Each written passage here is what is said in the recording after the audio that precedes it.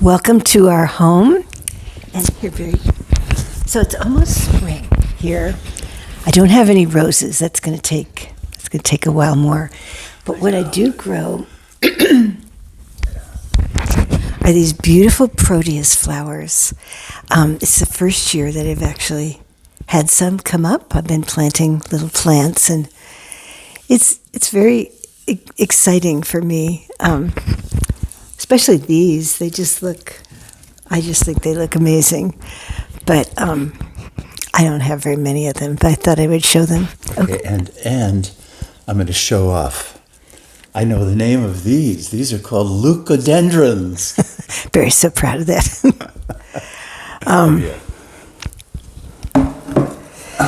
All right. So this morning, we're going to be talking about the power of listening within, and really using your inner voice, and really making it really more important than the mind, than all the thoughts that go through our minds. So when we were 30, and for a little bit after that, we had this great fortune of being able to learn from this woman in Mount Shasta named Pearl.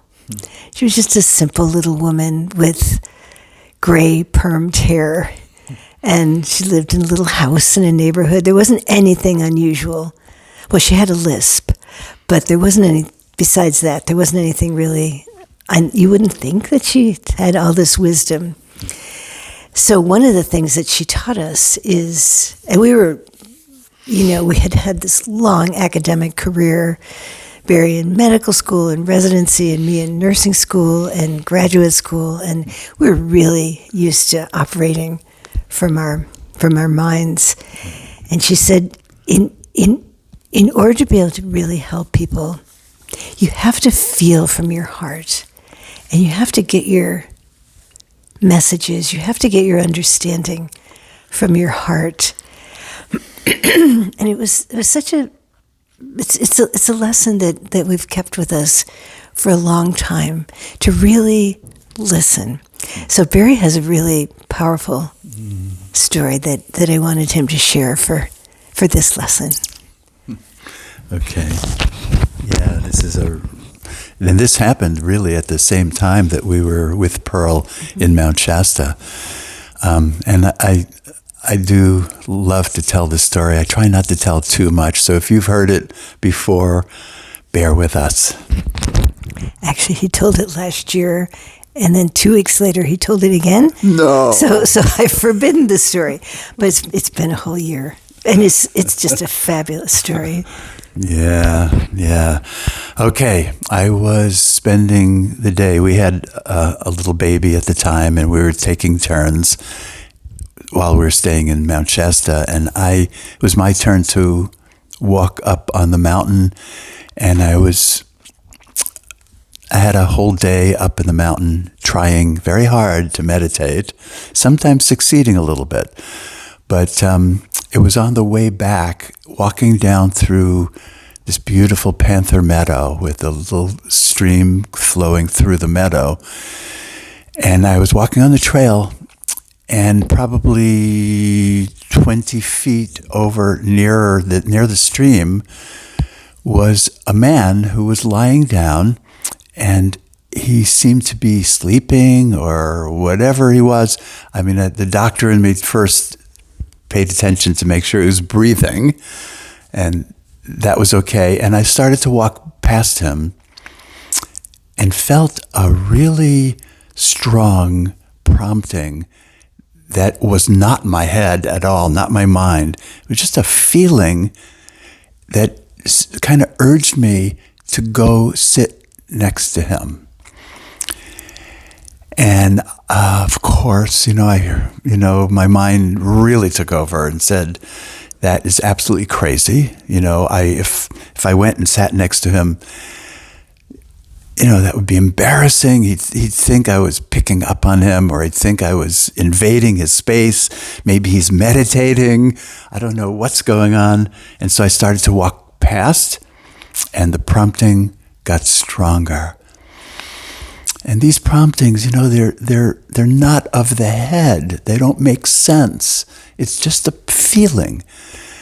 And I something in me let go of my head, and I just turned and walked and sat 1 foot away from his head.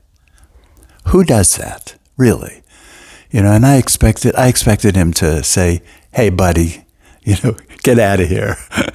But instead, he sat up and he looked into my eyes as if he was waiting for me. It was that kind of weird, strange feeling. And he started to tell me that he was lying there planning his suicide. That's what he was doing. And he offered one final prayer because he didn't know if there was a God or something greater. And he just asked, if there is something bigger, if there is a divine being, send help to me. And as soon as he said that prayer is when I sat down next to his head. Wow. It always just blows me away to think about that. We talked, I sat with him, we ended up hugging each other and thanking each other, actually. And I believe I was only there for about a half an hour. And then he was very clear. He said, this is absolutely the answer to my prayer. And now I don't have to kill myself. And we hugged again, and I walked away and never saw or heard of him. We didn't even know each other's names.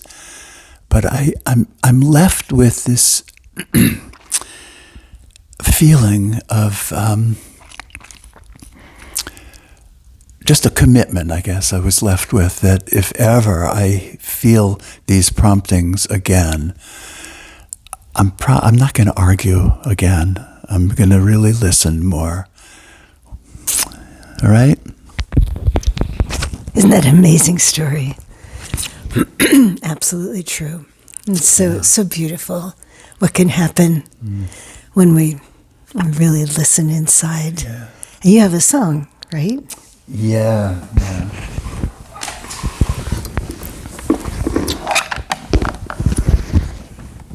I love that story too, Barry. Yeah. It just... It's so powerful that you can't wrap your mind around it. You just have to trust that we're being guided every step of the journey.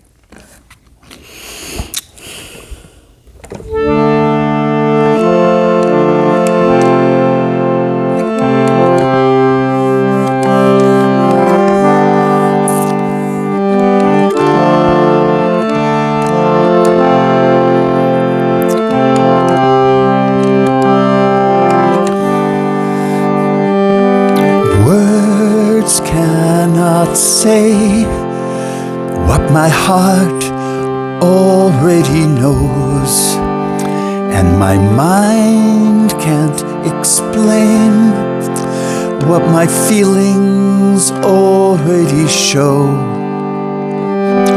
Words cannot say what my heart already knows, and my mind can't explain what my feelings already show.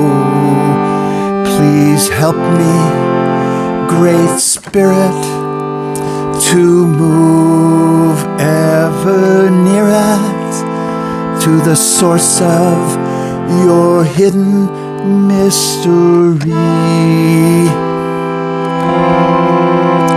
Please help me, Great Spirit, to more clearly hear it. The sound of your voice in my heart. The sound of your voice in my heart. The sound of your voice in my heart.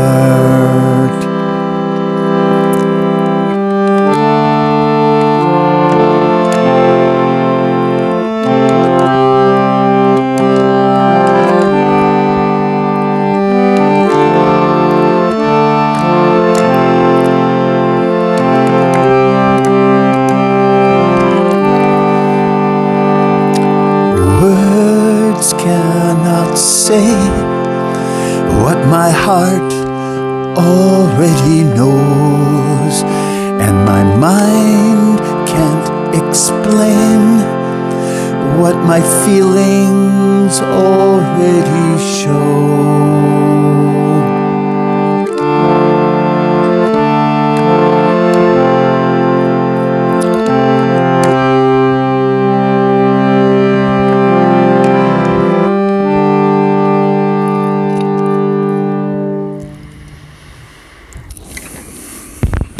So close your eyes a moment and I mean, if you can, just commit yourself that if you feel an inner prompting that you're really going to listen, even if it's irrational, it doesn't make sense.